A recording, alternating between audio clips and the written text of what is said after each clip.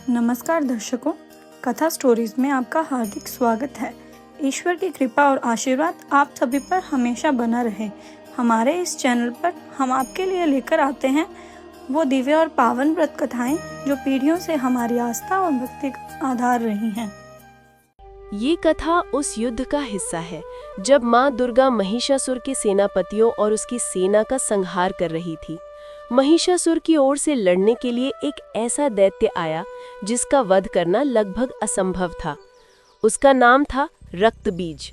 रक्तबीज को ये वरदान प्राप्त था कि जब भी उसके शरीर से रक्त यानी खून की एक बूंद भी जमीन पर गिरेगी तो उस बूंद से एक नया और उतना ही शक्तिशाली रक्तबीज दानव पैदा हो जाएगा। जब माँ दुर्गा, माँ चंडिका ने रक्तबीज पर अपने अस्त्र शस्त्रों से प्रहार करना शुरू किया तो वो हैरान रह गई। वे जैसे ही उसे घायल करती, उसका रक्त जमीन पर गिरता और हजारों लाखों नए रक्तबीज पैदा हो जाते। देखते ही देखते पूरा युद्ध का मैदान उन दैत्यों से भर गया। माँ ने जितना ज्यादा संहार किया, शत्रु की सेना उतनी ही ज्यादा बढ़ती गई। इस भयंकर संकट को देखकर देवताओं में हाहाकार मच गया। तब माँ दुर्गा ने अपनी सहायता के लिए अपनी ही एक शक्ति का आह्वान किया। क्रोध से माँ दुर्गा की भ्रुकुटियां यानी भौं टन गई।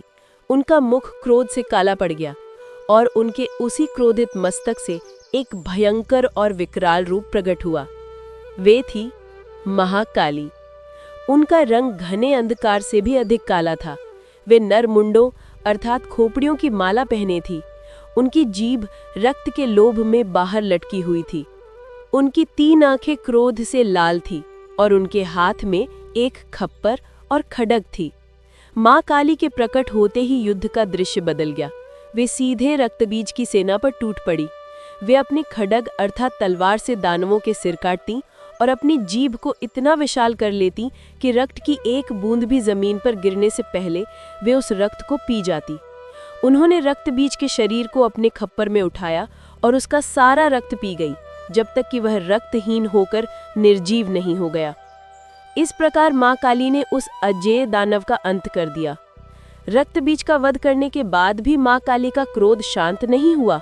उन पर रण उन्माद युद्ध का नशा छा गया था।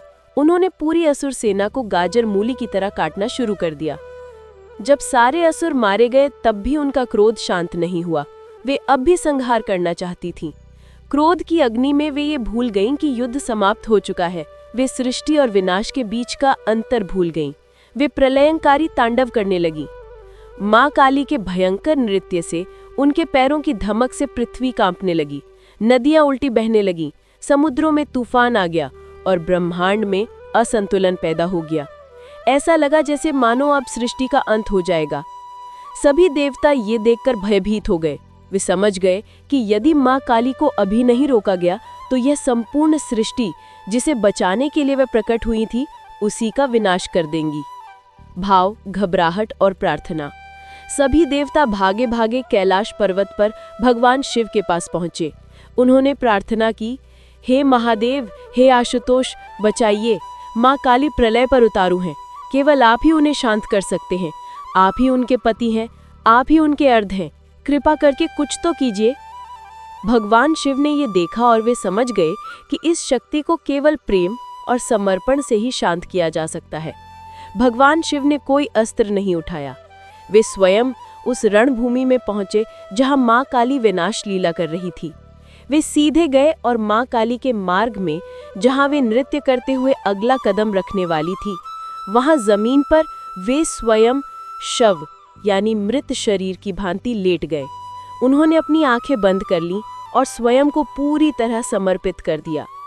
माँ काली अपने रण उन्माद में, क्रोध में नृत्य करती हुई आगे बढ़ी और उनका पैर उनके पति भगवान शिव की छाती पर पड़ गया।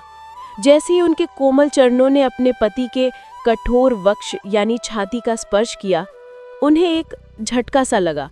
वे ठिठक गईं। उन्होंने नीचे देखा और जैसे ही उन्होंने ये देखा कि वे अपने ही शिव पर पैर रख चुकी हैं, भाव, पश्चाताप और शर्म, उनका सारा क्रोध, सारा उन्माद एक ही क्षण में लज्जा और पश्चाताप में बदल गया। हे भगवान, ये मैंने क्या अनर्थ कर दिया। मैंने अपने ही आराध्या अपने ही पति पर पैर रख दिया। ये सोचते ही उनका वह विकराल काला रूप शांत होने लगा। लज्जा के कारण उनकी लंबी लाल जीभ बाहर निकल आई, जो हम आज भी उनकी मूर्तियों में देखते हैं। वे तुरंत भगवान शिव के सीने से हट गई। उनका क्रोध का तांडव प्रेम और करुणा में बदल गया। भगवान शिव मुस्कुराते हुए उठे। उन्होंने अपनी शक्ति को शांत किया था, शक्ति से नहीं बल्कि प्रेम और समर्पण से।